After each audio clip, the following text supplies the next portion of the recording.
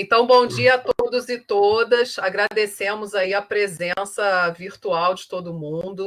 É uma satisfação recebermos aqui nossa primeira aula aberta das residências de enfermagem do IFF, juntamente com a Universidade do Estado do Rio de Janeiro. Essa aula ela não é especificamente para a enfermagem, né?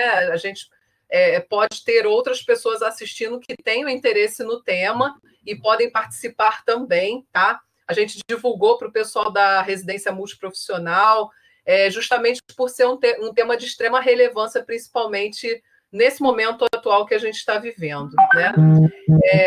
E, assim, em nome da educação, do IFF, das residências, a gente agradece a presença da professora Maria Aparecida de Luca Nascimento, do professor José Antônio de Sá Neto, que estão participando aqui conosco nessa manhã. Professor José, quer se apresentar? Então. Ao final, a gente apresenta a professora Aparecida, que é a nossa estrela do dia. Bom, inicialmente, um bom dia a todos e a todas, né? Um diazinho de frio aí, mas um dia, eu acho que bem proveitoso para todos nós, né? Com a presença da professora Aparecida, né? Então, inicialmente, agradecer a presença dela. Eu sou professor da Universidade do Estado do Rio de Janeiro, do Departamento Materno-Infantil. Estou representando as residências, né, de enfermagem neonatal e enfermagem em pediatria, e nós estamos com as nossas residentes aqui.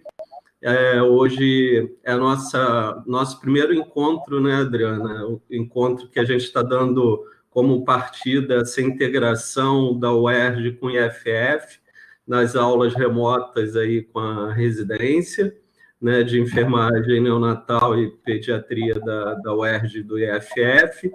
E hoje a gente vai falar de um tema muito importante, né, que é da questão da tecnologia, né, principalmente das inovações tecnológicas. Então, queria agradecer mais uma vez a presença da professora, né, e a gente que seja uma manhã bastante produtiva, de bate-papo, né, de conversa e de troca de conhecimento. Ok. Zé, obrigada. Professora Aparecida de Luca Nascimento, vou fazer aqui uma honraria, tá? É uma pessoa que eu acho que a gente tem que beber muito na fonte. É professora permanente do programa de doutorado em enfermagem e biociências da Universidade Federal do Estado do Rio de Janeiro, da Unirio. Tem artigos publicados, livro publicado, pioneira em falar em tecnologia de cuidado na atenção à criança. E, assim, acho que vocês, residentes, se inspirem nessa vontade de saber cada vez mais sobre a saúde da criança e do recém-nascido, nessa professora, doutora, mas que também é uma mulher, né? E aí eu acho que a gente precisa falar, né, dessa postura vanguardista que ela tem de fazer pesquisa e fazer ciência na enfermagem, né? A gente vive aí, né, Cida, esses tempos de pandemia, tempos difíceis, de, às vezes, silêncio nas ciências em saúde, mas que a gente precisa falar sobre isso, né? Falar sobre ciência, falar sobre inovação e sobre tecnologia. Sim. Então, Cida, a estrela, como eu falei, eu vou deixar com você. A gente segue até umas 11h30 com a sua fala. Peço que controle o tempo, se você quiser, posso te lembrar, tá? E a gente aproveita uma meia hora aí de debate para que os residentes também possam participar e os nossos ouvintes, se a gente tem algum profissional de saúde. Eu estou chamando a galera aqui no Facebook, no WhatsApp, para te ouvir, tá bom? Obrigada. Obrigada, eu que agradeço, professor José Antônio, professora Adriana. Eu acho que o tempo é difícil, mas como ninguém, nós da enfermagem sabemos fazer muito bem uma limonada do limão, né?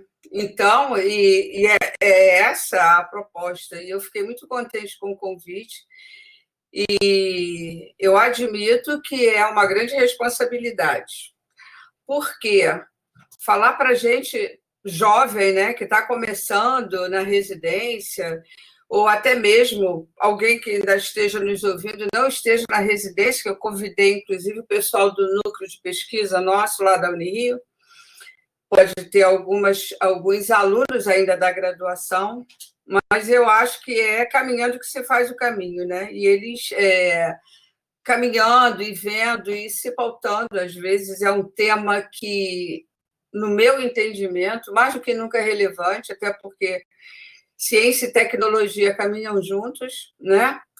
E nós, da enfermagem, temos uma criatividade incrível, e talvez por isso eu tenha me motivado muito para esse tema, e tudo começou a fazer sentido quando eu conseguia, na minha tese de doutorado, puxar para esse lado, para esse foco.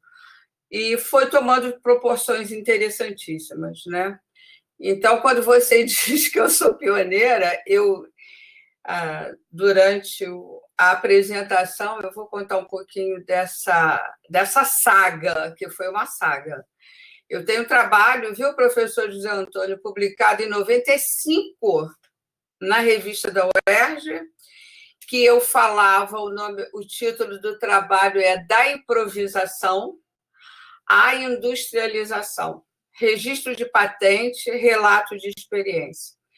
Quando eu ainda caminhava, quer dizer, eu estava fazendo doutorado e já estava caminhando pelo processo de patentear um produto e não tinha a mínima ideia do que era. Acho que por isso que eu comecei. Porque ninguém escrevia na época e não havia internet, não havia portal do INPI, né? Porque agora é mais fácil. Então, a gente tinha que ir até lá, fazer a busca durante dias a partir de palavras-chave, e você procurava aqueles processos. É um trabalho, isso tudo é contado.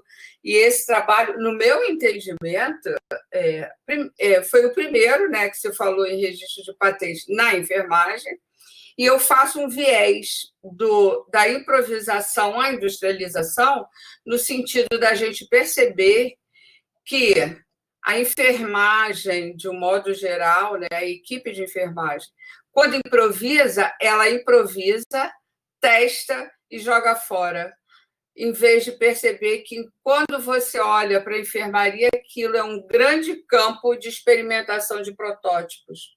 E como isso evoluiu, né, com a ciência. Então, a gente vai caminhando a partir disso. Eu agradeço, sou eu quem agradece essa oportunidade.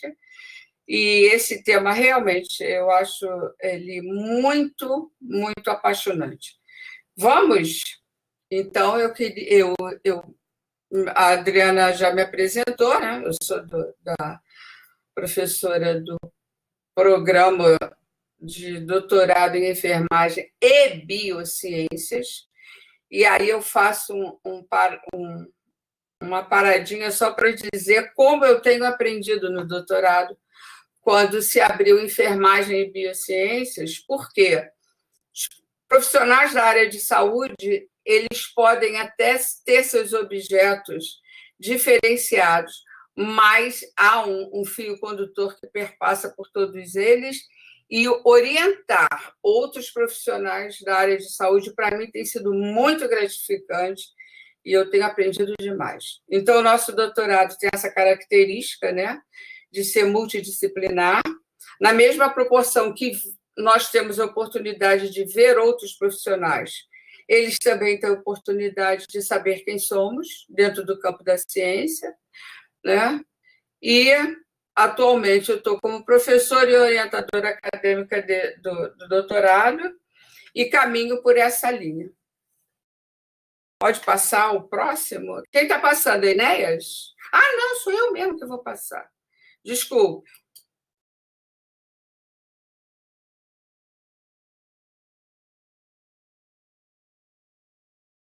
Bom, eu começo dizendo que a produção de uma tecnologia, ela sempre caminha para a solução de problemas. Então, solucionar problemas é uma coisa assim que eu acho que é o objetivo, né, de todo mundo que caminha pela ciência. Porque senão, aí vem a pergunta, para que pesquisar? Né? A gente tem que pesquisar com um objetivo, mas dentro da ciência e tecnologia, a ciência, o problema, ele é real.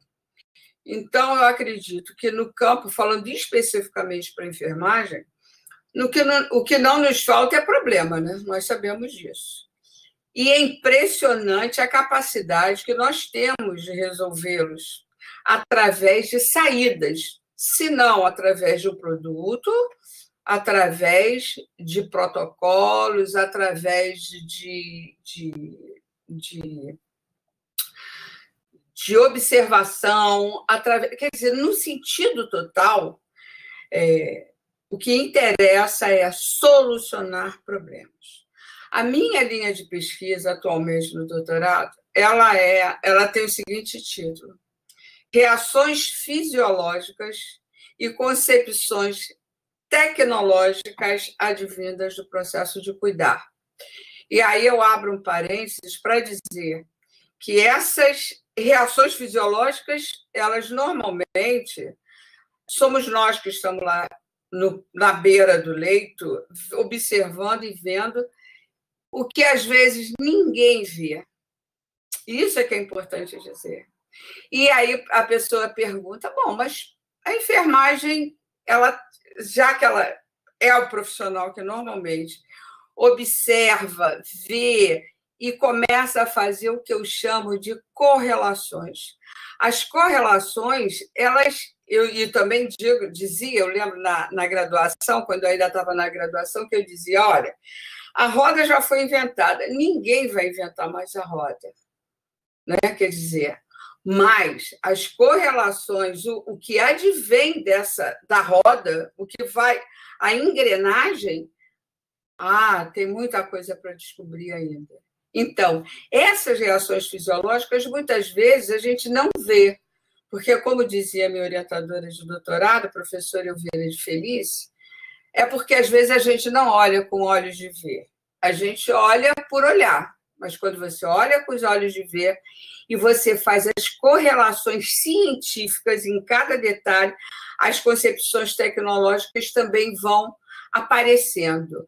Mas não é um processo fácil. Não diria fácil. Não é um processo que ele aparece.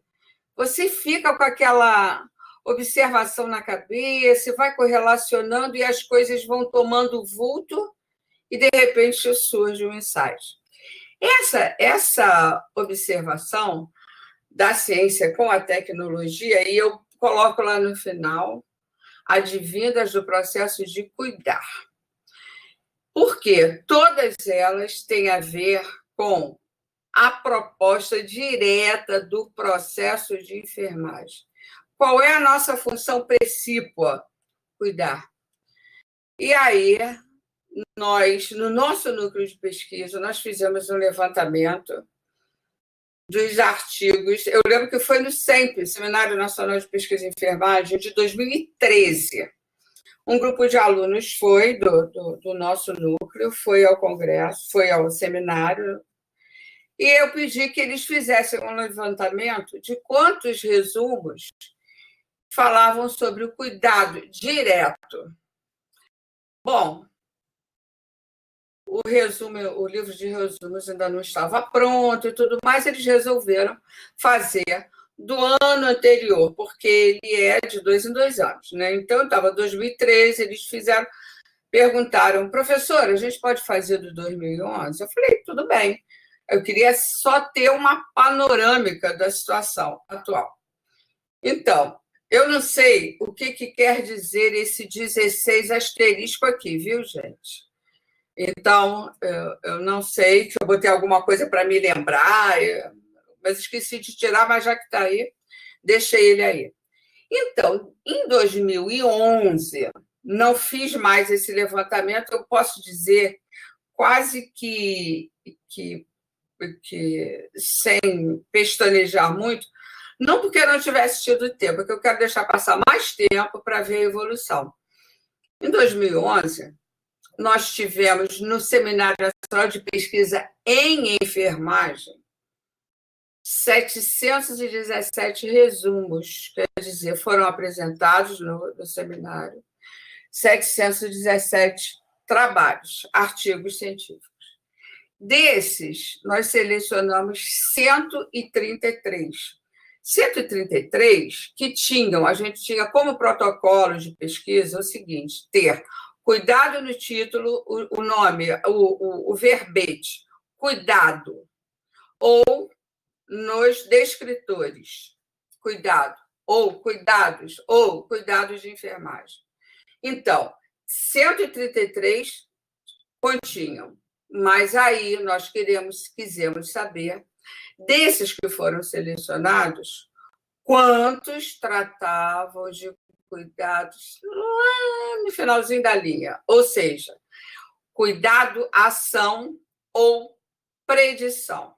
E aí nós observamos que apenas 3,76%, tratavam do cuidado propriamente dito. Ou seja, desses 133 trabalhos que mencionavam o cuidado, função principal da enfermagem, apenas 5 tratavam do cuidado propriamente dito, no sentido de determinação, observação de problema, tecnologia, solução de problema. Porque a tecnologia vai advir do processo de cuidar. E aí eu digo, não que outros trabalhos não tenham o seu, claro, mas eu chamo a atenção no sentido de dizer que muitas vezes nós estamos nos distanciando dessa proposta. Inclusive, quando eu fui ao Piauí falar sobre tecnologia, não sei se vocês conhecem a professora Maria do Livramento, que é coordenadora da pós lá na Federal do Piauí. Ela me ligou e disse: você não pode vir aqui falar sobre tecnologia, porque eu estou procurando e não estou encontrando alguém que faça essa conexão de cuidado direto com tecnologia. E eu disse: poxa, que pena, essa linha tem que crescer. Então, é quase uma convocação, viu, professores? No sentido de dizer que precisamos, sim, estar lá na nossa pontinha da linha e ver o quanto de ciência que nós temos ali. Muitos candidatos, quando chegam, eles dizem: olha, professora, vou beber um pouquinho d'água.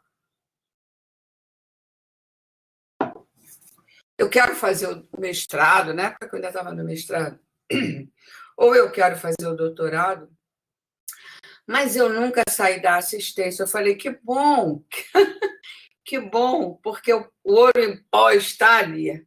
Então, eu acredito o seguinte: a nossa enfermagem está crescendo muito em termos científicos, a nossa produção está fantástica, é fantástica, mas eu acho que esses aqueles 3,76% ali, ele tem que crescer, porque senão serão poucas as nossas produções em termos de cuidado direto, visualização do problema, solução do problema através de um artefato ou de um protocolo. Seguindo,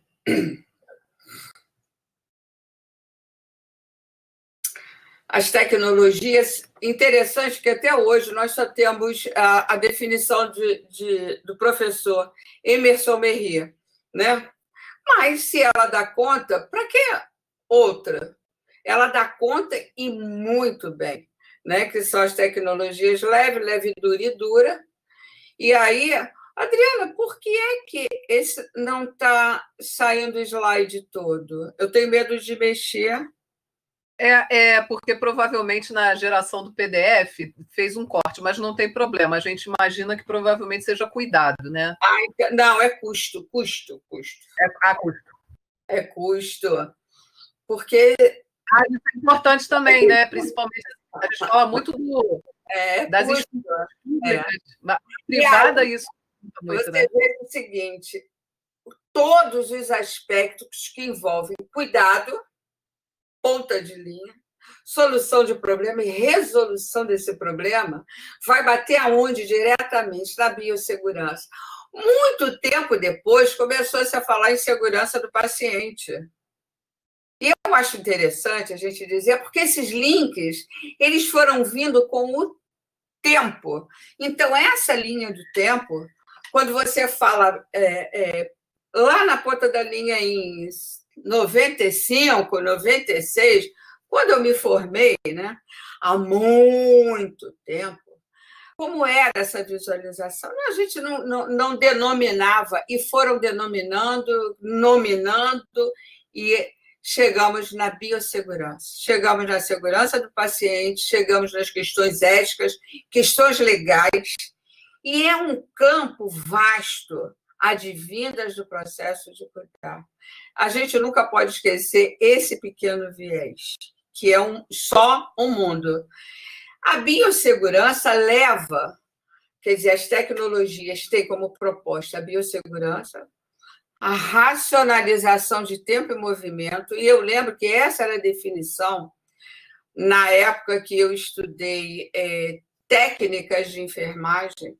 Então, nós tínhamos aquele tempo para fazer determinadas técnicas, e essa racionalização de tempo e movimento tem a ver com biossegurança e com custo. O custo, e aí eu chamo a atenção para nosso laboratório lá na Unirio, né, que o idealizador foi o professor Roberto Carlos. Ele fala atualmente da relação do custo-efetividade, olha que coisa interessante, das tecnologias em saúde. Então, se eu proponho uma tecnologia e você estuda toda essa proposta, você vai, no fundo, perceber o que ela traz em termos de efetividade, aumento da biossegurança e diminuição do custo. Numa sociedade capitalista, claro, né, onde tudo, eu, quando trabalhei na Secretaria de Saúde, né, que eu coordenei auditoria, a coordenação de auditoria, ela, na realidade, o que nós tínhamos lá era a preocupação com o custo, do custo leito-dia, dos tratamentos fora de domicílio, quer dizer, é muito dinheiro, muito dinheiro. E a saúde, para ser efetiva, ela não precisa sair rios de dinheiro. Então, toda essa racionalização de tempo, movimento, biossegurança e custo, muito tempo depois eu fui estudar onde? No curso de administração hospitalar. E o que o enfermeiro administra o tempo inteiro? Então, essa administração, tudo isso foi tomando nome, foi tomando forma, e foram, graças a Deus, sendo objetos das nossas pesquisas. Bom, e outra coisa, o que eu achei interessante do custo é que quando eu tentei industrializar um artefato, um advogado que tratava exatamente disso me disse, olha, um objeto ele só entra no mercado se outro objeto sair. E aí você veja, a competição da tecnologia ela ainda tem que contar com isso. Ela tem que ser efetiva e ela tem que demonstrar a sua efetividade no sentido de competir com a outra que já está ganhando. Então, muitas das vezes, já me perguntaram várias vezes, mas você ficou rica? Eu falei, de jeito nenhum, pelo contrário. Mas não se pode perder o foco do que se quer.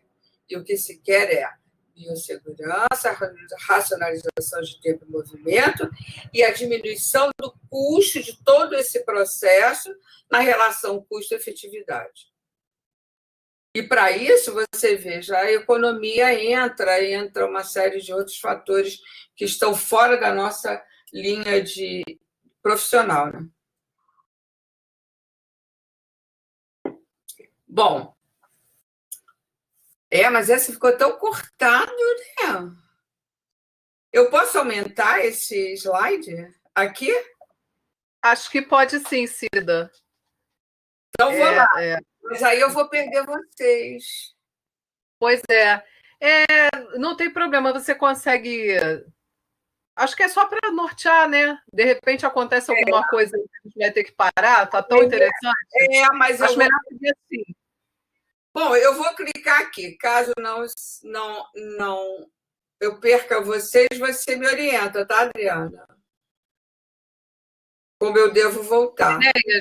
Enéas, você pode auxiliar a gente? Você acha que é interessante aumentar ou não? Enéas? Ele deve ter se ausentado. Cida, se você não se importar, eu acho melhor a gente deixar dessa forma, senão a gente vai ter que dar pausa para ajustar a tecnologia. Você se importa? Não me importa, mas eu não sei de cor o que está escrito ali. Olha, eu vou tentar.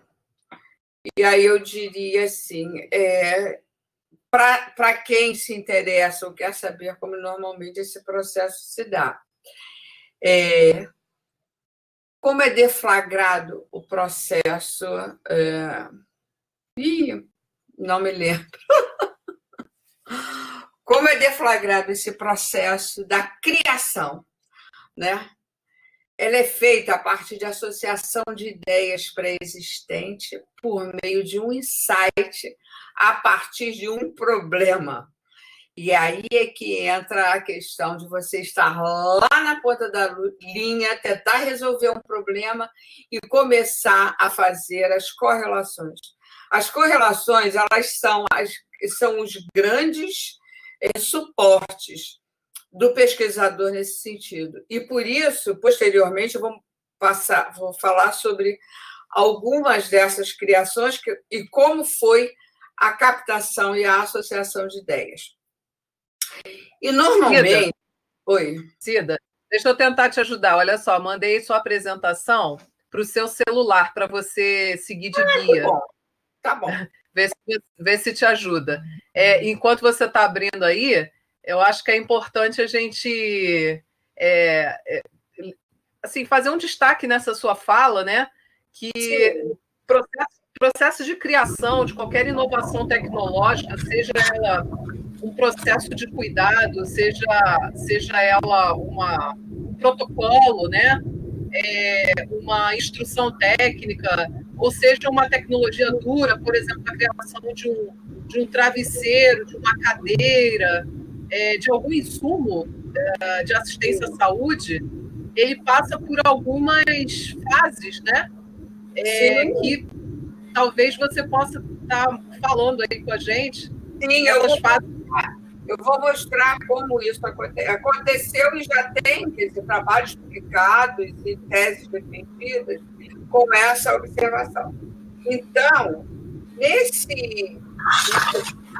slide, o que eu falo é que, normalmente, a invenção é concebida em um momento de calma e solidão.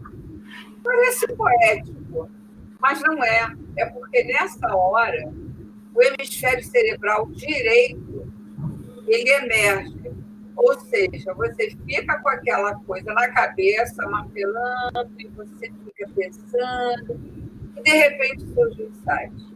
Uma coisa é certa, todas as pessoas que chegaram para ser orientadas, que tiveram uma ideia, na realidade, todos eles tinham em comum o mesmo traço. Observaram, não foi de uma hora para outra, dizer, porque aí tem aquela célebre constatação da diferença entre um cientista e um professor mental. Está moído, né?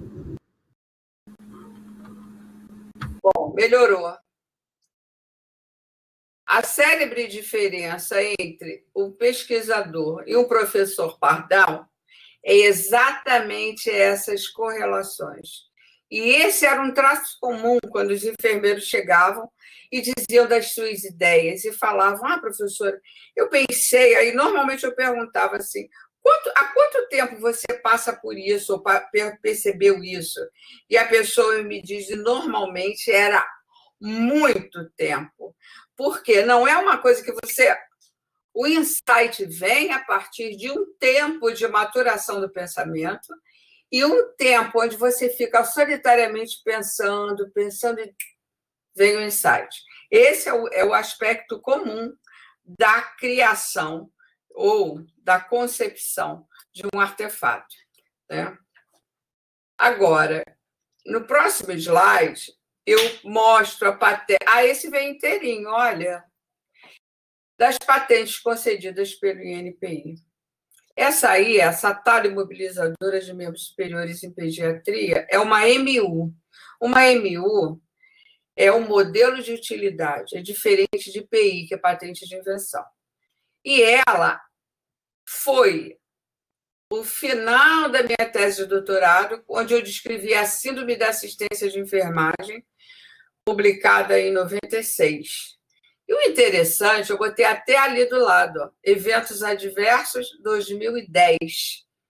Quer dizer, a síndrome da assistência de enfermagem, eu estou até com a tese aqui, esse livro aqui, eu publiquei junto com a professora Elvira de Felícia, essa é a segunda edição, e ele tem a descrição de síndromes da assistência de enfermagem. Nós descrevemos da seguinte maneira.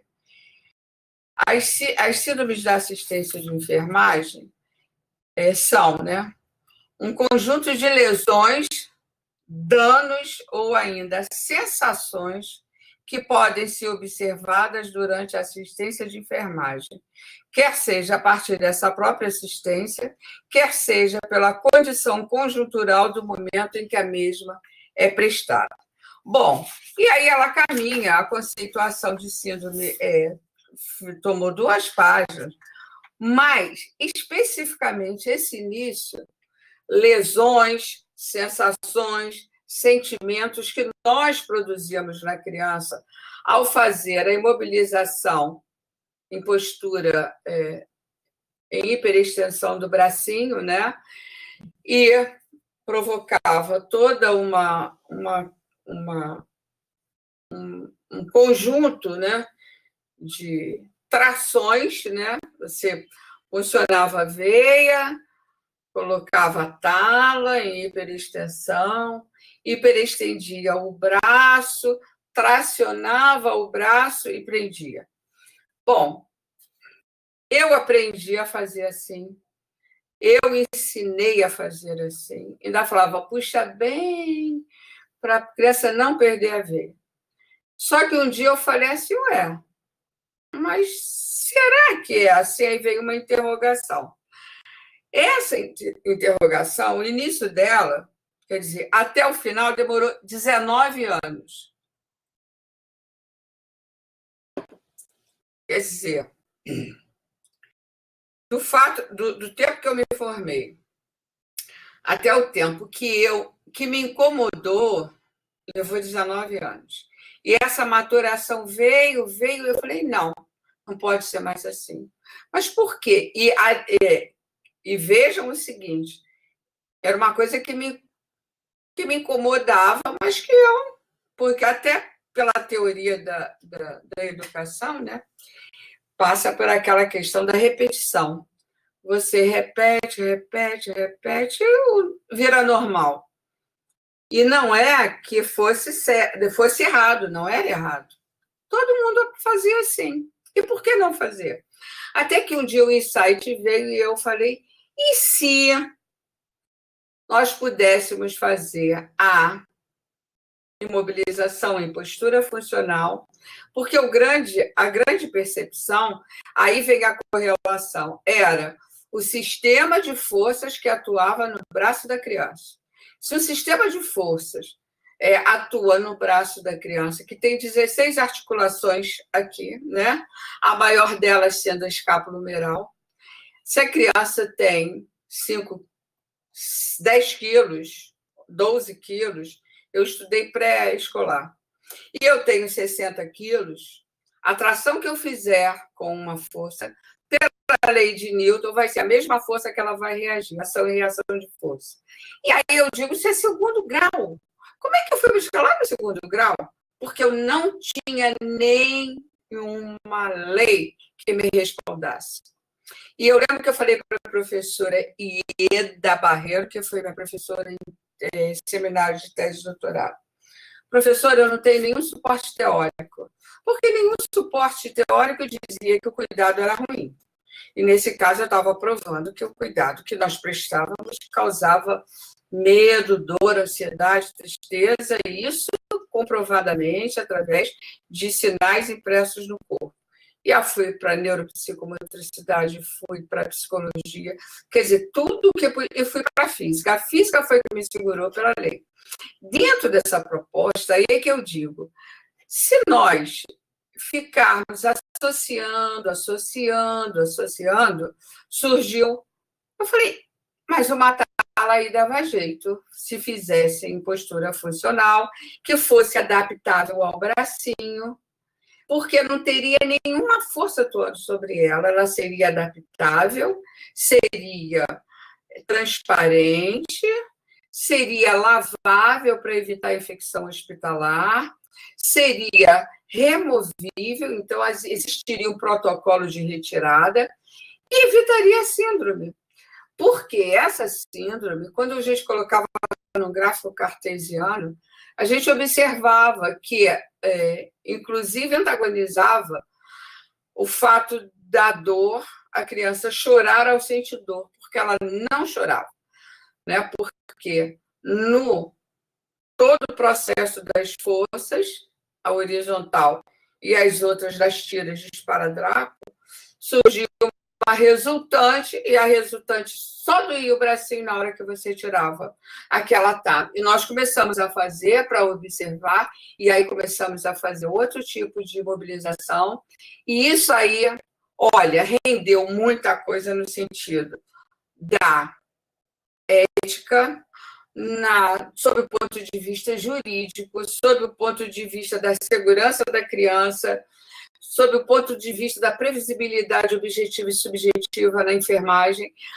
questões outras que eu não estava observando onde isso daria. Bom, e aí, a princípio, eu ia caminhar pela tecnologia quando a professora Ieda falou, bom, mas o que você está descrevendo é uma síndrome. Eu falei, é. Ela falou, que síndrome?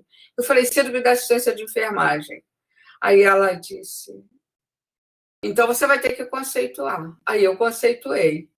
E aí tive que depois, então, isso tudo dentro da tese, descrever a síndrome da criança com membro superior imobilizado para a pediatria.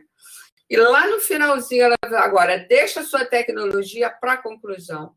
E aí eu entrei no INPI, demorou 8 anos para sair a patente. Então, a patente eu consegui dentro do INPI. Existem outras talas, por isso é que é o modelo de utilidade. E eu tenho muitos trabalhos publicados a partir da tala que normalmente se fazia, de quanto crescia germes, o que tinha a ver com a infecção hospitalar. Tem um trabalho publicado na revista da UERJ, inclusive, sobre a tala colocada numa estufa. Bom, essa proposta foi a primeira, mas aí começou a crescer em número, né? Porque eu terminei o doutorado, comecei com a minha linha no mestrado, e tudo começou ali. Aí veio uma patente de marca, que foi o Cuidando de Quem Cuida. O Cuidando de Quem Cuida, eu estou falando de tecnologias, então o INPI ele tem essa proposta da patente de invenção, patente de marca. Eu tenho uma outra que é uma patente de produção, que foi uma orientanda minha de mestrado, e a patente de marca, que foi de uma disciplina que eu fiz no mestrado, uma disciplina para mestrandos. E quando eu apresentei em 97 no Congresso Brasileiro de Enfermagem, o título é tão eufônico e tão bonito que ele cabe em tudo que é lugar. E aí começou muita gente a usar o Cuidando de Quem Cuida. E, atualmente, eu atrasei o pagamento no INPI, ele pertence a um grupo de médicos de São Paulo. que eu atrasei o pagamento da marca, eles entraram com pedido e foi. Mas isso aí, para mim, é de tão só menos importância. O interessante é que foi uma boa ideia, né? Então, a patente era minha, não é mais. Porque é uma guerra muito interessante, né? As pessoas... A outra patente de invenção foi o eliminador do ruído do gotejamento da água provindo do funcionamento do aparelho do ar-condicionado. Observem só, o que tem isso a ver com enfermagem? Né? Normalmente, eu dizia na minha disciplina de metodologia da pesquisa, todo problema tem solução. Se não tiver solução, não é problema. E uma vez, era uma coisa que me incomodava demais quando eu queria estudar, o barulhinho e tal, e eu tentei várias coisas. Eu lembrei de um aluno na pediatria que virou para mim e disse: professora, como é que funciona a criança deitada? E ele colocou o nebulizador na criança deitada. E, claro, o cachimbinho, a água ficou em paralelo com o leito. Eu não estava nebulizando. E eu disse a ele: não. Era Marcelo o nome dele, eu não me esqueço. Não, Marcelo. Ele tem que ficar em pé, porque a água tem que passar, o oxigênio tem que passar pela água e ser quebrado nessa bolinha aqui. Eu mostrei a ele a bolinha e tudo mais, e disse: olha, isso aqui é que coloca aí microgotículas e faz o aerosol. Eu explicando a ele, eu desmontei o nebulizador no ensino clínico e mostrando que a criança precisava estar com o aparelho dessa forma para poder o oxigênio passar e fazer microgotas. Bom, esse barulho, para quem mora em apartamento, ele é infernal. Ele, inclusive, é uma forma, dizem, eu não sei, de fazer tortura, porque fica aquele pim, pim, pim no cérebro, e aquilo de madrugada ecoava na minha cabeça, e eu colocava, eu morava no andar terceiro, então vinha água lá de cima do 13º, pingar em cima do meu aparelho, entendeu?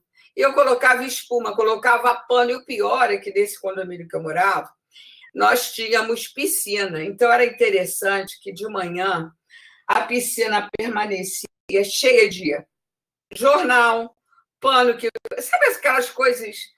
Aí, um belo dia, aí é que eu digo que a concepção é feita no momento de calma e solidão, você está ali quietinho. Aí, um belo dia, eu tinha a espuma, e essa espuma, o sol derreteu, então eles começaram a fazer barulho, os pinguinhos d'água.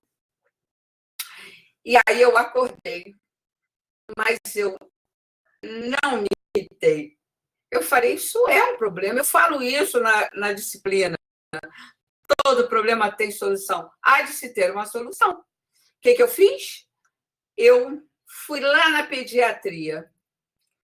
Aí eu falei, e se essa gota fosse transformada em microgotas, ela perderia o peso, porque o peso é igual a massa vezes a altura. Então, a massa que vinha, o pinguinho que vinha lá de cima se transformava numa gota muito grande, num barulho muito grande. Bom, então fiz esse artefato e você veja, eu ganhei a PI. Você sabe o que é PI? Patente de invenção é no Brasil e nos países que têm convênio com o Brasil.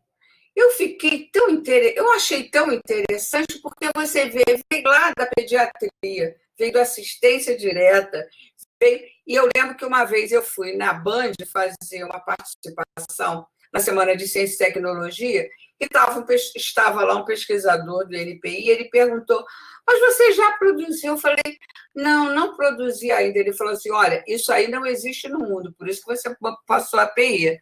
E é claro que eu tenho API, então eu ainda não providenciei, mas já fiz vários protótipos e eles funcionam, que é uma maravilha.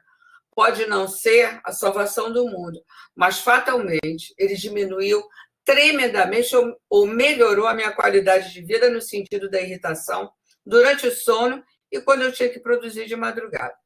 Bom, aí essas 3 invenções, essas 3 participações e observações também geraram outras, que é esse aplicador manual da fita cirúrgica, o esparadrapador.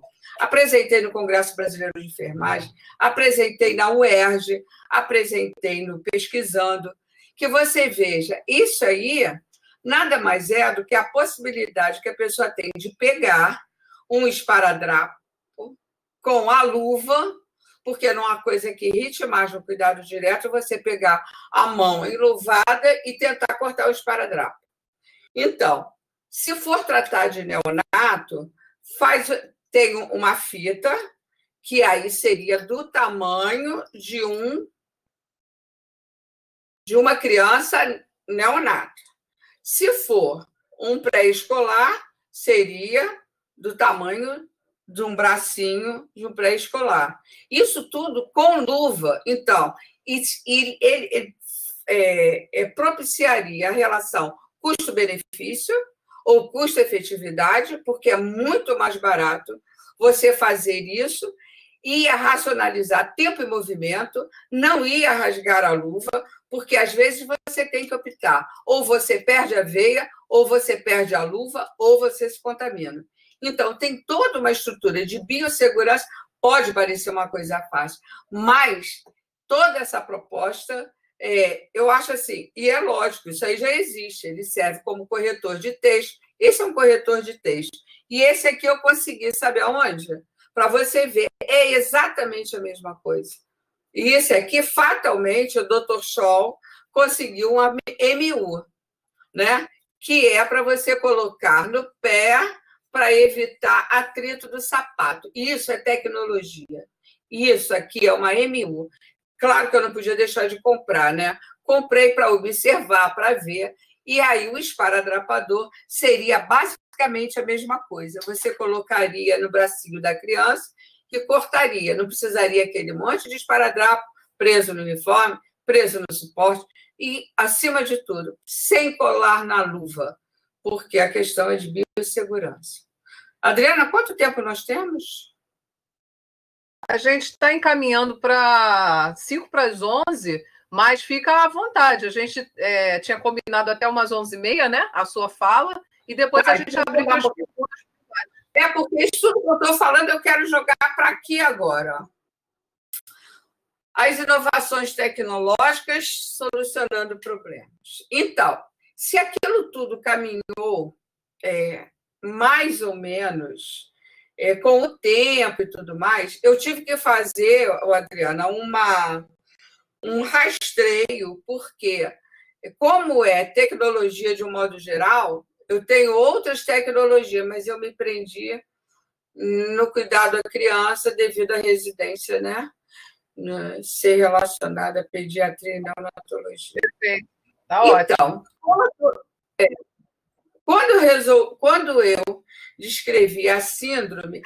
o que eu queria dizer do evento adverso foi que quando eu descrevia as síndromes da assistência de enfermagem em 96, em 2010, eu não sei, acho que a Organização Mundial de Saúde ou o Ministério da Saúde, um órgão oficial, ele descreve eventos adversos e usa no exemplo interessante que eu nunca tinha visto, tinha percebido. Quem percebeu e escreveu foi numa dissertação de mestrado da minha orientanda, Renata Flávia, que ela foi professora um tempo ou se formou na UERJ. Ela foi me orientando de mestrado e doutorado, e ela falou, nossa, professora, e ela estava escrevendo sobre biossegurança. Aí ela comentou, e quando ela comparou, ele usa, inclusive, os termos lesões, sensações, assim, muito parecido. E eu falei que bom que a gente caminhou no tempo, né? Caminhou com uma ideia e, não digo, de repente, eles nunca nem leram sobre o síndrome da assistência de enfermagem, mas prova que, de alguma forma, a gente já estava canalizada ali para essa situação. Bom, Quando eu descrevi a síndrome da assistência de enfermagem, eu estava ainda terminando o doutorado e tinha uma doutoranda na UFRJ que ela queria descrever uma observação. Ela estava preocupada com uma observação que acontecia na UERJ. Ela era enfermeira do CTI, né, neonatal, da unidade neonatal. E ela observou que lá no follow-up, as crianças, algumas crianças, quando iam pegar a chupeta, botavam a chupeta aqui. E enfermeiro, ele não observa, eu acho que está na genética do enfermeiro, essa observação, né? Aí ela via a criança, aí passava um tempo, chegava outra criança. Aí, isso, criança no follow-up, né? Quer dizer, que já tinha saído do hospital, a criança. E aí ela perguntava para a mãe: vem cá, essa criança, isso já tinha história, claro, e observou que todas as crianças que tinham esse tipo de comportamento, elas tinham passado pelo CTI, tinham sido entubadas orotraqueal. E ela começou a perceber que elas tinham algum problema de centralização. Quer dizer, elas procuravam aqui, quando você dava, mas logo depois ela achava um pouquinho. Mas o primeiro toque era lateral. Ela perdia a mediana. E ela começou a se preocupar com isso e falou: eu acho, olha só a observação, eu acho que essa criança tem distúrbios neuropsicomotor por conta da intubação orotraqueal. Eu falei: ué, mas ela precisa da intubação orotraqueal. Ela falou: ela precisa da intubação, mas não precisa da hiperextensão da cabeça. E eu lembro que eu falei: nossa, que coisa interessante. Por quê? O recém-nato, ainda mais do extremo baixo peso, ele não precisa, a tendência é fazer o quê? Posição fetal, né? E quando ele ia para o CTI, ele era conduzido à posição de hiperextensão da coluna cervical por causa da intubação orotraqueal. E eu lembro que até a enfermagem produzia uma rodilha que colocava no polo cefálico para ele poder ficar em hiperextensão. E ela disse: se o tubo orotraqueal no recém-nato não tem o cuff, por que ele tem que ficar aqui? Né? Quer dizer, será que ele tem que ficar aqui porque não tem como prender? Aí eu falei: sim, mas se ele está com o tubo aqui, por que ele não pode ficar assim? Já que o tubo é anatômico. Olha que coisa interessante. E eu disse: Jaqueline Sintra dos Santos é o nome dela. Ah, seria tão bom se ela tivesse ouvido. Eu falei: Jaqueline, que coisa interessante. Por quê? Se o maior sinal no meu instrumento de observação na pediatria, em criança em fase pré-escolar, foi a crepitação da articulação escapulohumeral de pré-escolares com a crepitação de um velhinho de 70, essa criança que não tinha nem osso ainda, praticamente, cápsula, ela começou a observar a crepitação da coluna cervical. Observe que, na realidade, era a tração que ele ficava ali, perdia a mobilidade e, além do mais, ia contra a natureza dele, que era a posição fetal. Porque se ele era um recém-nato de extremo baixo peso e estava em hiperextensão, por que não colocar o tubo? O grande lance é que na hora que entuba, hiperestende e fica. Não, hiperestendia e voltava. Porque o tubo é anatômico. E se ele está ali? Coloca ele entubadinho, aconchegado e centralizado. E aí ela ainda dizia, eu lembro que nessa época ela defendeu em 95, eu fui orientadora dela em 95, ela deve ter 96 ou 97. Eu lembro que eu disse a ela, olha, e ainda não se falava em neurociências. Já neurociências, o advento da neurociências foi em 2000 e no ano 2000, se não me engano, no ano 2000. Foi o primeiro livro de neurociências que, inclusive, eu comprei e lia e vi uma correlação incrível. E ela dizia, será que as neurociências posteriormente poderão estudar isso? Por quê? Essa descentralização, na hora que está havendo, ainda está havendo mielinização da coluna, da medula. Olha só que coisa importante.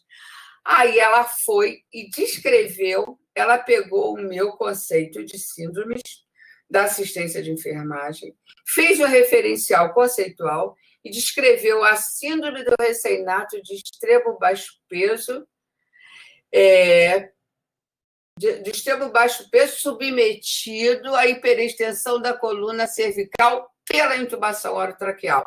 Entre parênteses, implicações neurocomportamentais. Ficou uma coisa linda, um estudo científico, um estudo em que quer dizer, fez um corte paradigmático, fez um corte epistemológico naquilo que normalmente era feito dentro das UTIs neonatal. Bom, dentro desse conceito, você veja, a força do paradigma é tão grande que ela, estudando, embasada naquilo, mas ela estava mexendo com uma estrutura, como eu mexi lá na imobilização. Desculpa. Ela chega para mim apavorada, quase no dia da defesa dela, e disse, professor, eu estou apavorada. O que houve, Jaqueline? Eu acabei de comprar um livro onde a enfermeira explica por que é que fazem hiperextensão e ensina a fazer rodilha. Eu falei, eu não acredito em você. Porque se você tem uma base científica, é porque está publicado, faça o seguinte, publique a sua dissertação. Entendeu? Quer dizer, é a força do paradigma, era a força daquela, porque era feito sempre assim. E alguém observava que a chupeta vinha aqui do lado, não follow-up.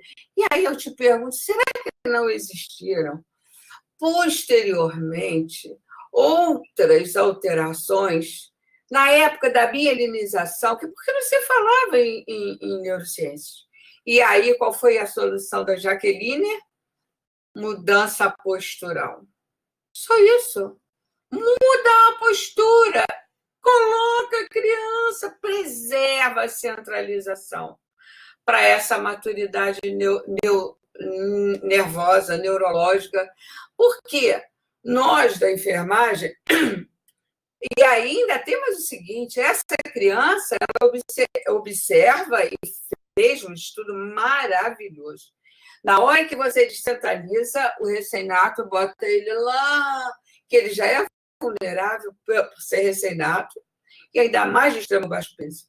Na hora que ela descentralizou ele, ela falou, ele fica todo flácido.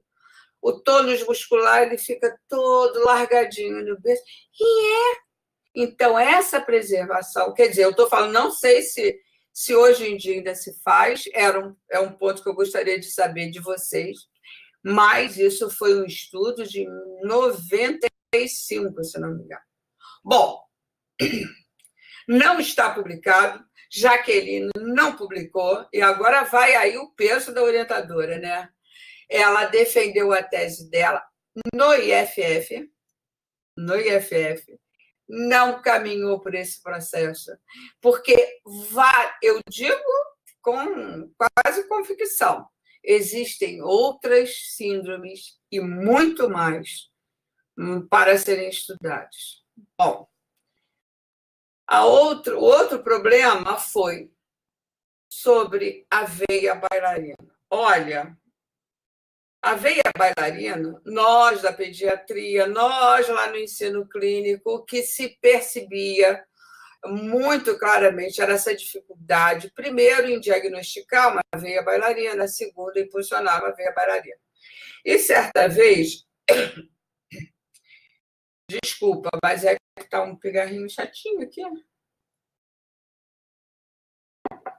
O que eu digo do insight. Eu estava ouvindo um livro eu estava ouvindo um programa de rádio. Estava lá ouvindo. O nome do programa era De Livros e Ideias, onde as pessoas, a pessoa, o âncora, entrevistava a Adriana. Adriana, você publicou um livro?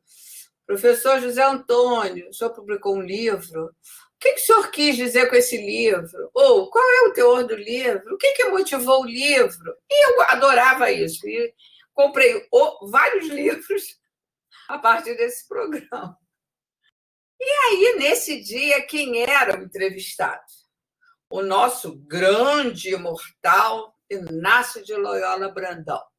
Inácio de Loyola Brandão escreveu um livro, Veia Bailarina. Já fiquei aqui, né? Pediatria, veia bailarina. É aquilo que eu digo, dá logo o insight. Aí perguntaram a ele, por que é que o senhor escreveu esse livro? Ele, na época, não era imortal ainda, não. Ele é imortal da academia agora. E ele dissera, olha, eu fui internado, e aí uma enfermeira disse, nossa, a veia dele é uma veia bailarina, porque ele teve um aneurisma diagnosticado a tempo, fez a neurocirurgia, passou muito bem e está aí, imortal da academia. E aí, quando ele falou da enfermeira e na veia bailarina, eu falei, poxa, é tão difícil, né, veia bailarina em adulto. Quer dizer, difícil não. É mais difícil você funcionar em criança, porque a gente passava por esse processo sempre no ensino clínico. E aí, a repórter perguntou a ele, e o que é uma veia bailarina? E ele respondeu, não tenho a menor ideia. Aí eu pensei comigo, não tem não? Você vai saber agora. Limpei a minha mão do que eu estava fazendo, sentei no computador e fiz um resumo. Mas eu falei, vou explicar o que é a veia bailarina, eu vou explicar qual é o protocolo da punção da veia bailarina que os professores de pediatria têm que observar quando aparecem na pediatria. Aí eu escrevia, puncionando a veia bailarina, está publicado na revista número 0 da Sociedade Brasileira de Enfermeiros Pediatras, e o que foi mais interessante, quando foi o primeiro congresso da SOBEP, lá em Ribeirão Preto, adivinha quem era o conferencista? Inácio de Loyola Brandão. E eu disse a ele, eu te conheci pelas ondas do rádio, e eu lembro que ele estava lançando o livro Veia Bailarina lá. E eu lembro que você disse que não sabia o que era uma veia bailarina. E como nós da pediatria temos essa dificuldade, eu explico, porque não tem escrito em nenhum lugar, em nenhum livro, nem o que é, nem como fazer para funcionar. E eu fiz um protocolo de punção, eu, junto com outros professores que escreveram junto comigo, e ele disse, eu quero seu artigo. Eu falei, eu quero seu livro. Eu tenho o livro dele autografado e eu dei a revista para ele autografada. Quer dizer, a mudança postural é uma tecnologia leve e dura, o protocolo de punção é uma tecnologia leve e dura. E aí eu diria que ia parar aqui para falar sobre a definição de segurança do paciente da Anvisa. A Anvisa disse, as camadas que impedem os eventos adversos podem ser profissionais atualizados, que você vê, a mudança postural atualiza, o protocolo de punção atualiza, podem ser profissionais atualizados, uso de protocolos clínicos, que não deixa de ser, e o uso de checklist. Então, nós estamos no caminho certo no sentido da segurança do paciente, dos protocolos. Bom, preenchendo o nível de microgotas foi um outro protocolo que nós escrevemos no sentido, e observe que tudo está relacionado à observação durante o cuidado de enfermagem. E tudo leva associado à mudança, à solução de problema associado à ciência. O nível de microgotas foi muito interessante, porque normalmente nós da enfermagem fazíamos o seguinte: pegávamos o microgotas e preenchíamos, né, o microgotas a partir do frasco. E faz o cálculozinho, né, Cida? Faz o cálculozinho, marca uma fitinha, né? Isso, a professora Florinha ainda, eu lembro dela perfeitamente. Essas coisas a gente não esquece, né? Graças a Deus. E aí eu fazia isso. Um belo dia eu perguntei, mas isso eu perguntei porque eu já tinha estudado a postura, o que era postura. Isso, esquecendo a professora... Não, eu vou lembrar o nome dela. Da segurança do trabalho. Segurança no trabalho, lembra a professora Adriana? Lembra, professor José Antônio, uma linha forte de pesquisa da UERJ? Professora Djalma. Professora Djalma e professora Ivone Chaves Mauro. Ivone Chaves. A precursora da nossa segurança no trabalho. E aí, quando eu estava escrevendo a minha tese, eu estudei muito sobre postura, quer dizer, qualquer coisa que... A postura funcional do braço é essa. A postura da tara que eu propus é essa. Aí eu fui lá até para a arte, entendeu? Leonardo da Vinci, do homem vitruviano, se você sai dessa esfera... Gente, é muita coisa, muita abordagem em torno do mesmo tema. E eu lembro que eu falei, por que você faz isso? Se na realidade você pode fazer isso. Concorda? Porque a lei dos vasos comunicantes te permite fazer isso. Você está se comunicando. Você não precisa fazer isso. E aí você faz isso e faz isso. E você não sai do seu eixo. E aí nós escrevemos um trabalho, está publicado na revista da UERJ, As Ciências Exatas e a Enfermagem, correlacionando microgotas e alguma coisa. Depois eu posso dizer o título. Tá, também lá, década de 90 ainda. Foi logo que eu terminei meu doutorado. E essa variação, você tem a mesma efetividade. Se você quer pressão negativa daqui para cá, você faz pressão negativa aqui e ele vai. Se você quer pressão positiva, você vai daqui para cá. Por quê? Uma das maiores sequelas na segurança de trabalho da enfermeira, da equipe de enfermagem, é dor na articulação escapulohumeral. Porque a gente sai muito desse eixo, a gente vem aqui, vai ali. E nós pesamos nesse trabalho, nós tivemos o trabalho de pesar para ver o impacto daquele peso do artefato, né?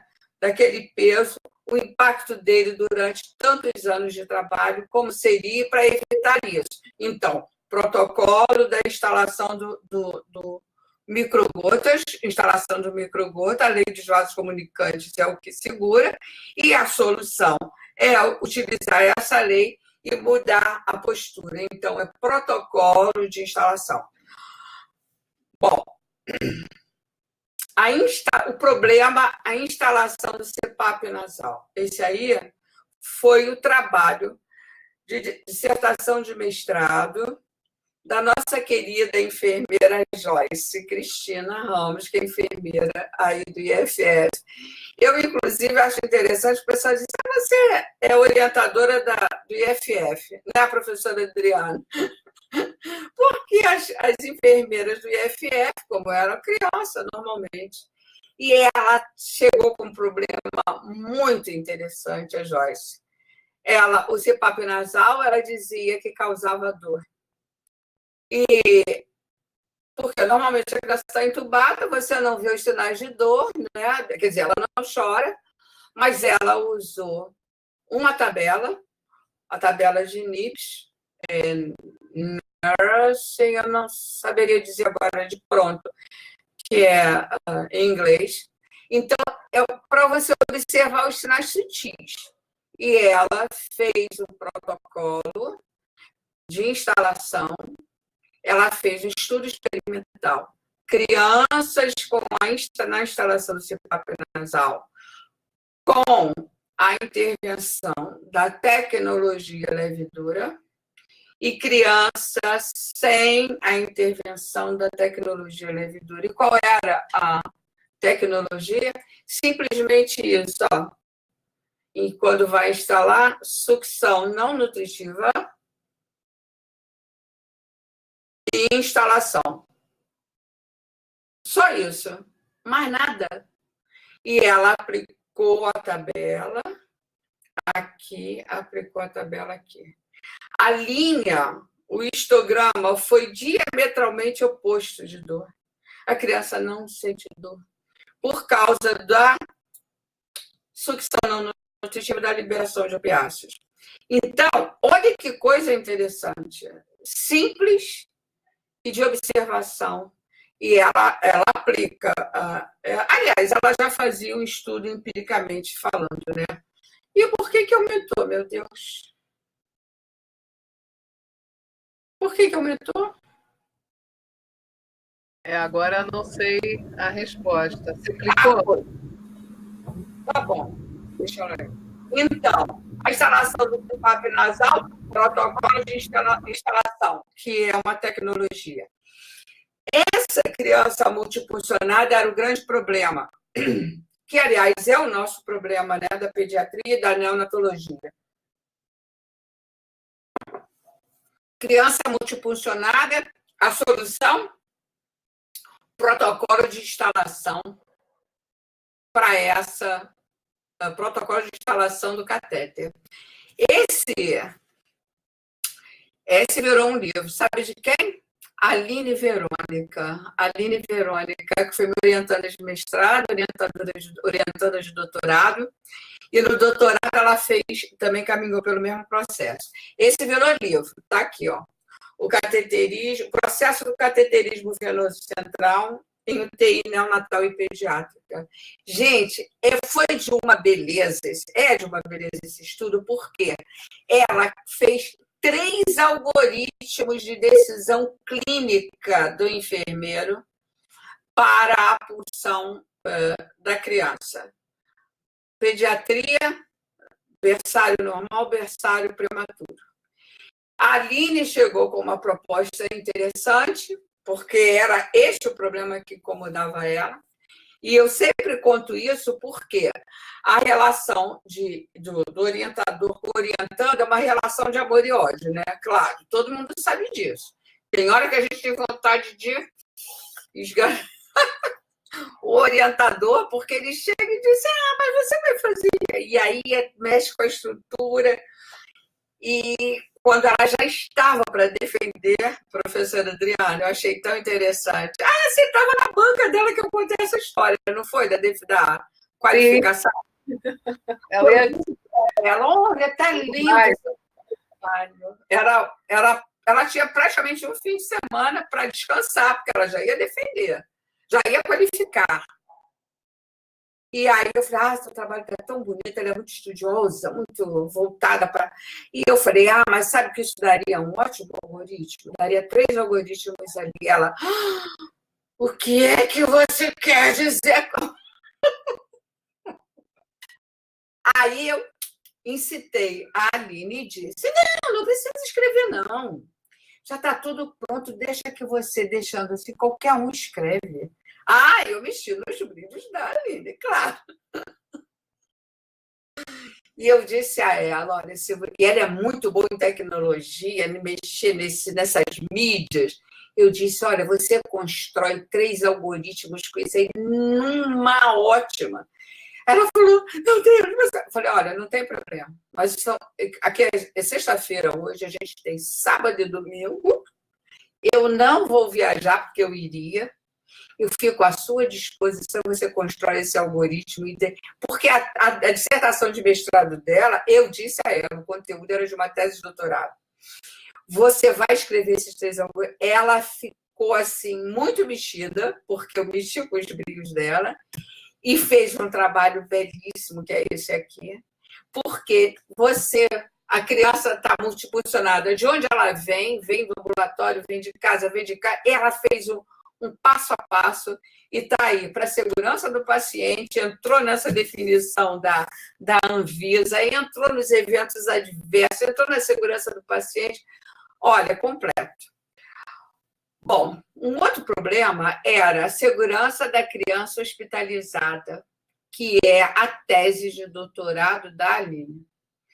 A Aline atualmente é enfermeira do IPPMG, passou pelo IFF durante um bom tempo, né, professora Adriana? E fez o mestrado e depois fez o doutorado e hoje atualmente é enfermeira do IPPMG. E ela observava a insegurança que era você, na pediatria, não ter aquela certeza na troca de plantão, na administração medicamentosa e tudo mais. E ela, no doutorado, ela fez um protocolo, um checklist para ser feito à beira do leito, ou seja, cuidado direto, cuidado. E foi muito... A professora Adriana participou e, posteriormente, né, professora? Se quiser falar a respeito. Foi muito o trabalho que me gratificou demais. Bom, segurança da BCG e dor. Agora eu vou dar uma acelerada. A BCG e dor foi a dissertação de mestrado da Mariana, que hoje é enfermeira do IFF, minha ex-aluna de graduação. Já está aqui com a gente. Acho que Mariana isso, minha bolsista, ela foi minha bolsista IC, foi minha orientanda de mestrado, e ela observou, foi muito interessante, porque também foi de observação empírica. A mulher amamentando chegava para fazer a BCG-ID na criança, e ela dizia, não, eu aguardo. Aí a mãe, uma das mães disse, não aguarde. Se você for demorar, eu vou embora e ela não vai ser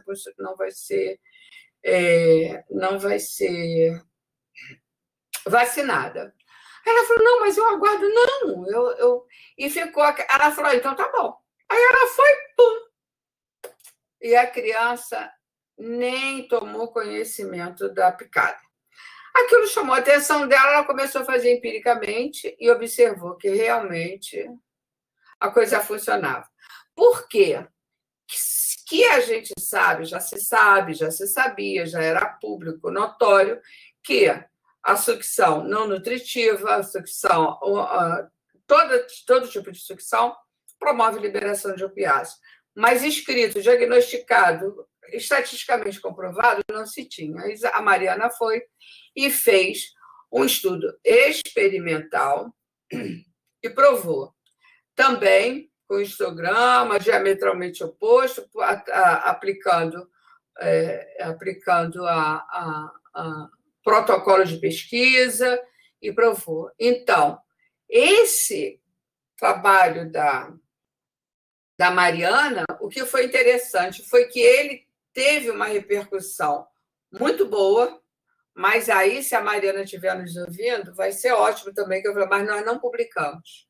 Olha que coisa, né, Mariana? E aí a Maria Elisa, minha outra orientanda, que na época ela chefiava a vigilância sanitária, era chefe da divisão da vigilância epidemiológica lá de Miguel Pereira, foi tentar o mestrado e ela tinha um problema. O posto de saúde estava funcionando dentro do hospital por conta de problemas estruturais. E como é comum, não é normal, é comum o choro da criança dentro dentro do posto de saúde, mas não é tão comum dentro do hospital, eu falei, por que você não aplica o protocolo da Mariana? Quer dizer, se a mãe ainda está internada depois do parto, a puérpera está lá, e se a criança vai vacinar, então postergava, quando era caso de parto normal, postergava essa internação e a mãe amamentava, choro zero, dor zero, e funcionou maravilhosamente bem. E aí eu digo que a aplicabilidade prática dos resultados da pesquisa em enfermagem, que é um livro que eu publiquei também, no sentido de mostrar que o problema existe, a solução está aqui, e você junta isso. E para que a gente pesquisa? Para poder resolver problemas. Bom, BCG e dor. O problema era deformidade craniana em RNPT. Da Suyá, né? Suyá, enfermeira do IFF. Ela fez também uma reavaliação postural, porque ela notou o achatamento da cabeça do RN prematuro quando submetido a repouso lateralizado. E aí lateralizava e ela mediu os hemisférios, e a grande solução dela foi reposicionar essa criança com um travesseirinho de gel, quer dizer, o peso da ação, da força e reação do colchão não achatar a cabecinha dele. Porque aí veio a pergunta, será que posteriormente não haveria alguma interferência nesse cérebro? Porque ali o contato era... E eu lembro que alguém uma vez disse, mas isso é normal, isso acontece. Eu disse, não é normal, é comum. E aí, dentro da dissertação dela, ela escreveu a diferença entre normal e comum. Bom, vamos lá. Nono lençol. Mariana também. O nono lençol é para evitar o nono lençol é o problema, é a solução, é o lençol de 4 pontas. Que a Mariana, foi o TCC da Mariana, porque nada vai impedir que se faça, que o colchão, que o lençol saia do colchão. Então, qual foi a saída da enfermagem? Improvisou o nó, né? Mas aí um outro trabalho do Márcio Martins mostrou que todos os enfermeiros da equipe, todas as pessoas da equipe de enfermagem, normalmente tinham lesões no tecido conjuntivo entre a unha e o dedo, que, inclusive, é uma fonte de contaminação para a infecção hospitalar. E ele fez um levantamento, 100% dos colchões eram presos com nó, e 100% das pessoas, quer dizer, 100% não, grande parte desses funcionários nem sabia que tinham esse descolamento do tecido conjuntivo, que é uma lesão ligada à segurança do trabalho. Bom, aí me vem o Marcelo Deu e faz um TCC explicando o porquê. Na década de 40 pós-guerra, surge a matéria plástica. Até então, a nossa técnica de fazer cama, fazer o leito, era envelopa e bota para dentro, para cá, para cá. Mas o colchão era de crina, o colchão era envolto em algodão cru e o lençol era de algodão puro. Aí veio a Segunda Grande Guerra e traz a inovação tecnológica da matéria plástica. E a matéria plástica existia, e antes você vê o paciente tinha o oleado e o traçado, porque não existia plástico. Aí vem, e então existia o quê? Não existia, o atrito era total, não existia deslizamento, porque era algodão com algodão, e tudo bem. Aí vem a matéria plástica, o colchão é coberto de plástico, O lençol tem poliéster, então ele pode ter 5 metros que ele vai sair do lugar. E não adianta botar elástico nas pontas, que na primeira calandra ele perde o efeito. Não adianta você... O que vai funcionar é o nó, que faz o quê? Deforma o colchão, deforma o lençol, diminui a vida média do lençol e causa lesão. Qual foi a saída?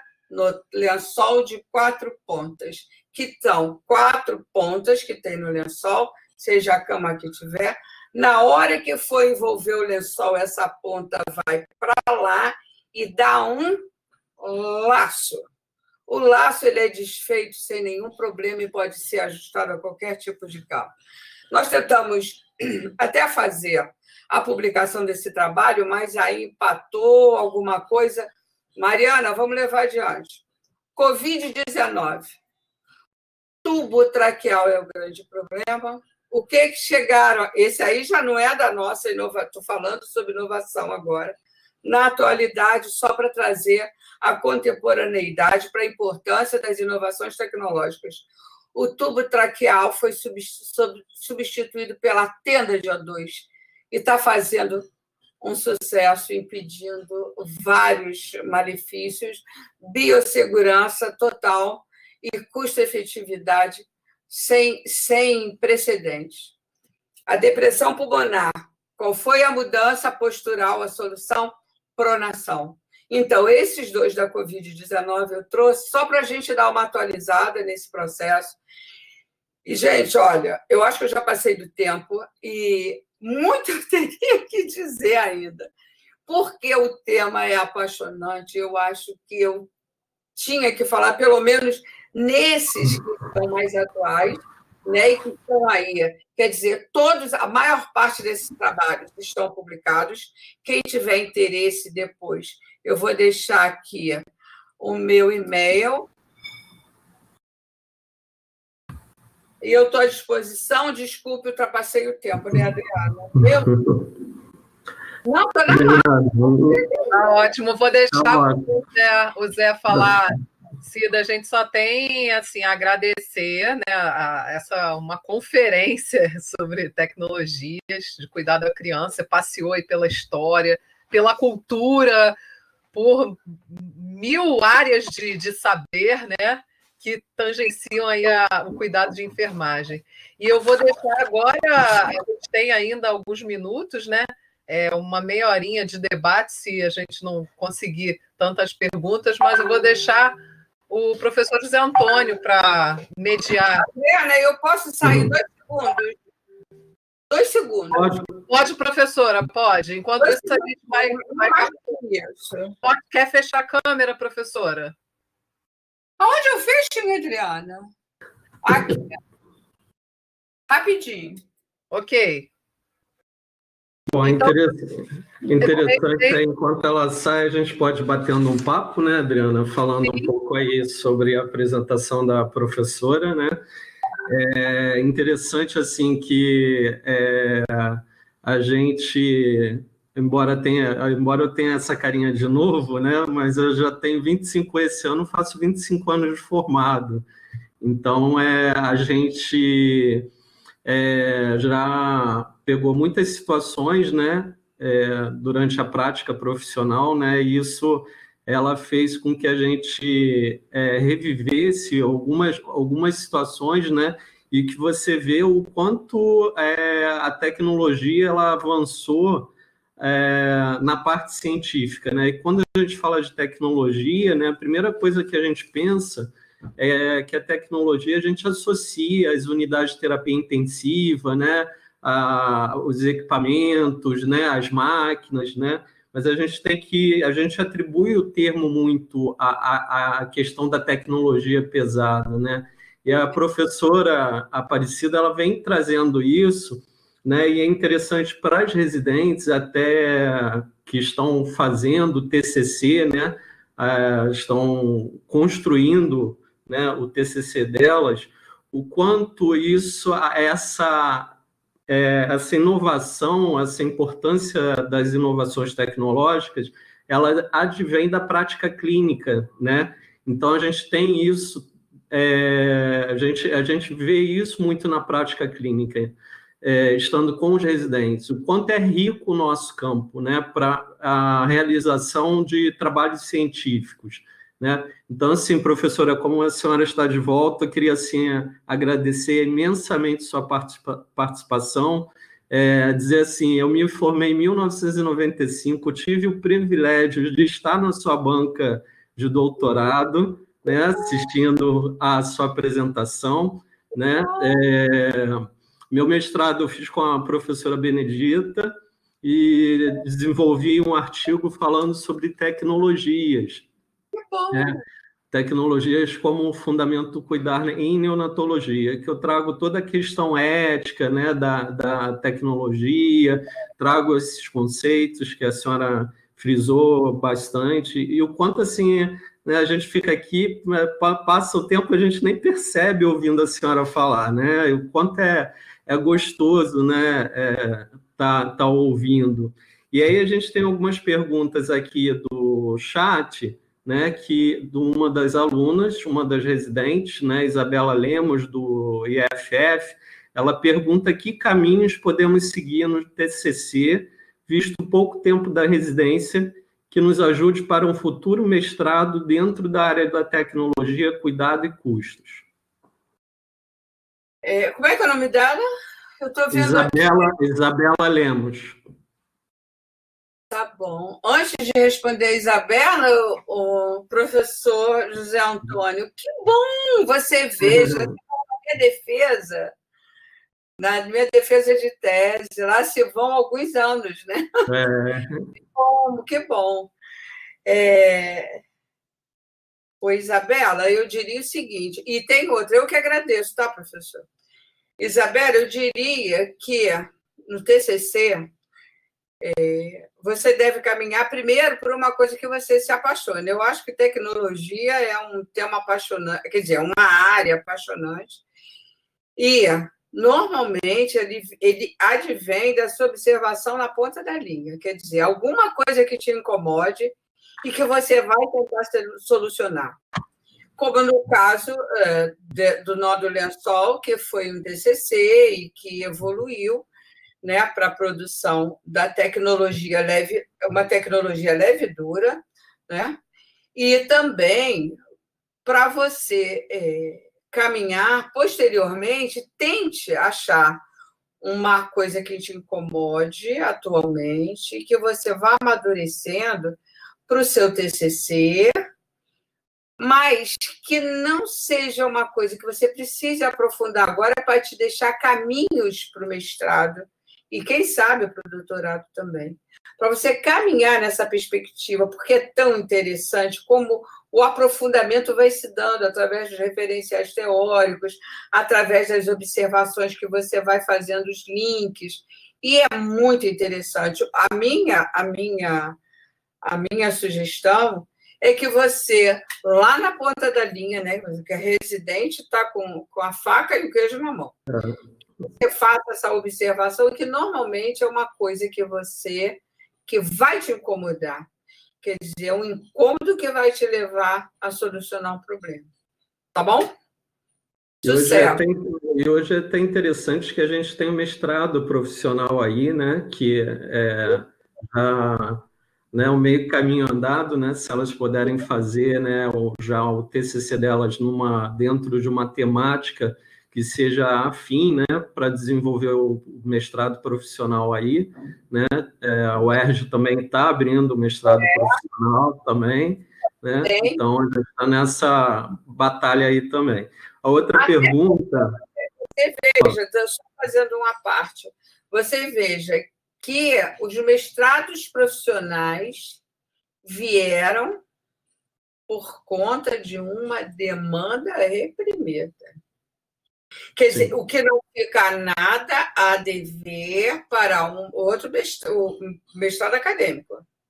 Mas quer dizer, isso é uma observação minha, não está escrito em lugar nenhum. Eu acho que o mestrado profissional veio para atender uma demanda reprimida desses profissionais que são como tem muito doutor honoris causa, lá na ponta da linha, fazendo a diferença, mas que não se interessam em escrever as suas observações e as suas constatações clínicas, né?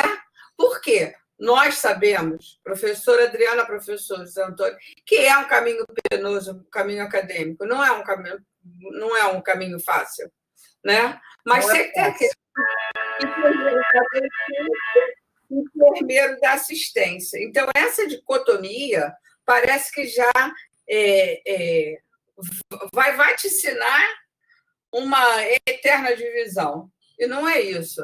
Então, o mestrado profissional, acho que foi uma ótima atitude acadêmica no sentido de trazer esses profissionais que detêm o saber. Eles detêm o saber da nossa profissão. Era isso, professor.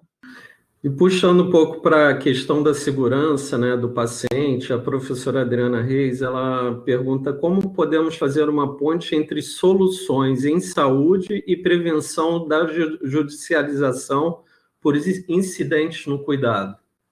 Bom, aí é aquela questão do que é o erro e do que é evento adverso. Quer dizer, eu acredito, inclusive, que essa proposta do evento adverso, e aí eu vou dizer um segredinho que vai ficar só entre nós e a web. Quando eu estava caminhando para descrever a síndrome da assistência de enfermagem, quando eu lia, eu falei, meu Deus, que loucura! Então, nós somos responsáveis por causar tanto dano à criança.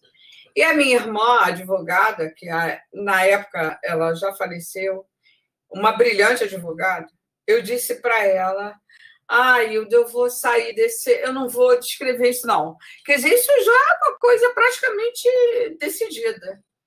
Por quê? Eu vou entrar no Código Penal. Eu vou judicializar isso.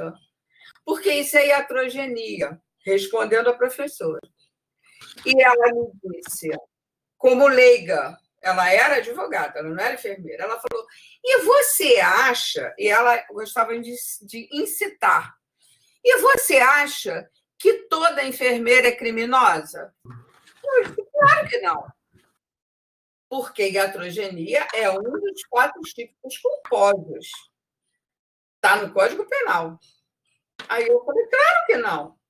Ela falou, então você tem que fazer essa diferença entre síndrome e iatrogenia. Eu falei, meu Deus do céu, isso aí abrindo mais poço para eu estudar. Mas aí eu falei, não vou estudar isso, porque isso vai comprometer juridicamente as enfermeiras pediatras. Aí ela disse, você é uma covarde. Para que você está fazendo o doutorado? O doutorado, a ciência e o estudo existem para mudar status quo. Se você chegou a essa conclusão, é necessário que você desvencilhe esse nó. Vá para o aspecto jurídico. E eu fui. E ali eu encontrei previsibilidade objetiva, previsibilidade subjetiva, tudo que dizia que nós estávamos erradas. Código Penal, ECA, tudo estávamos errados. E aí eu tinha que fazer diferença lá na conceituação de síndromes, falar de síndrome de assistência, de enfermagem e iatrogenia. E, no final, dizer, se você tem ciência da síndrome, na hora que você reproduz, você está provocando uma iatrogenia. Então, não reproduza. Por isso é que eu escrevi o livro, eu fui a eventos regionais, estaduais, municipais, brasileiros, e fui até o exterior para divulgar a síndrome. E no Canadá, teve uma enfermeira que disse a mim, nossa, mas isso a gente faz aqui também. Eu falei, pois é, mas não faço, porque a lei de Newton é universal. Então, para não judicializar, a gente tem que se aprofundar no tema, entendeu? Porque se é erro, me desculpe, é erro.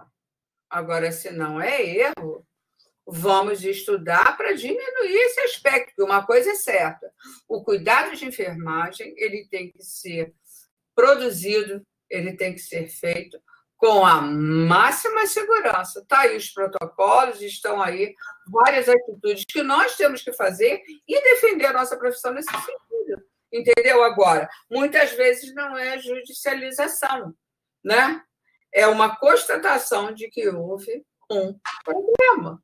Ou você acha que aquela criança que queimou lá no Getulinho, não foi, professora Adriana? Quer dizer, as coisas estão... Verdade.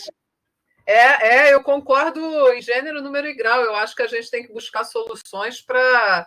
E está no nosso código de ética e na nossa lei do exercício, né? Na 7498. Exatamente. A gente precisa estar em constante atualização justamente para ofertar o melhor cuidado, né? Então, eu concordo em gênero, número e grau, e eu acho que a gente pode estar despertando isso também nos nossos... E também tem o seguinte, eu acho que nós, no ensino, desde a graduação, a gente tem que enfatizar a nossa responsabilidade com a vida humana. Os valores humanos, eles têm que ser cada vez mais reforçados. Eu lembro que na minha época de formação, nossa, era uma coisa assim, a gente falava do paciente, tanto como... É lógico que acontecem acidentes, é lógico que acontecem eventos adversos, mas é lógico também que existe muita iatrogenia. Então, entendeu?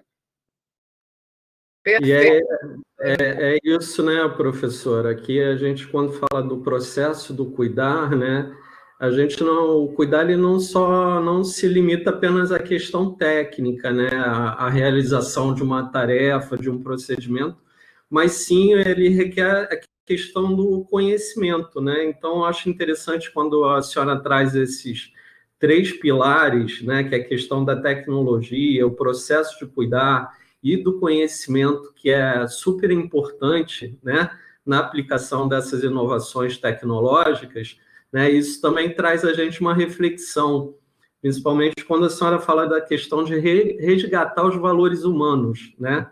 E aí a gente fala, né, é muito fácil você ensinar, né, o aluno a fazer uma técnica, né, a realizar um procedimento, mas o que está por trás disso? Né? Quais são os valores que esse aluno ele traz, né, esses valores que vêm da sua história de vida, da bagagem de vida, né? Eu acho que são coisas importantes para a gente discutir, né? Professor, uma vez no Hospital da Lagoa, uma criança estava em fase terminal. Estava todo mundo com muita pena, constrangida, ela lúcida. E lá tinha uma conexão, uma enfermaria aqui, outra enfermeira aqui, um vidro no meio, quer dizer, se intercomunicavam. E ela estava isolada nessa enfermaria e a gente tinha acesso a ela por aqui. Aí uma aluna me perguntou o que eu vou fazer com ela, professora, não tenho o que fazer. Eu disse, tu conta uma história para ela, mas com bastante príncipe encantado, montanha encantada. Tire ela dessa dor, tire ela do ambiente. Olha, quando a gente olhou aqui, ela fazendo assim, a criança, o olhar já era outro, entendeu? A criança viajando naquela história, naquele conto de fadas. E aí o residente que ia fazer a punção de subclávia voltou. Aí eu falei, você não vai funcionar? Ele falou, não vou tirar ela daquela atmosfera, eu não tenho coragem. E a aluna saiu de lá tão satisfeita, ela falou, professora, eu nunca achei que isso faria parte do cuidado de enfermagem, mas faz. É você saber contar uma história e tirar ela daquele ambiente, porque ela estava sofrendo. Sabia que estava mal. Então, despineica, mas com aquele olhar próprio da criança, entendeu? Então, é isso, resgata esse valor, chama o aluno, depois dê assistência ao aluno, porque ele sofre também, e por aí vai. E tem hora que é só acolher, o cuidado é só acolher. E isso é muito peculiar da nossa profissão, né? Eu me lembro no Hospital Jesus, só resumindo a história, que nós, na época, tinha um índio, um menininho, um índio internado na enfermaria, né? E ele não dormia por nada, né? Passava-se noites e noites sem dormir, até que alguém teve a ideia de pegar um lençol, amarrar de um lado até o outro lado da cama e fez uma rede. Ele dormiu. E aí ele dormiu. E você vê que como a tecnologia ela não precisa, né, de uma coisa, né, às vezes a coisa simples, né? Como a questão do tubo, como a senhora falou, né? Do posicionamento, né? Então, muito, muito legal a gente estar resgatando essas questões. E às vezes, professora, é só questão de empatia, né?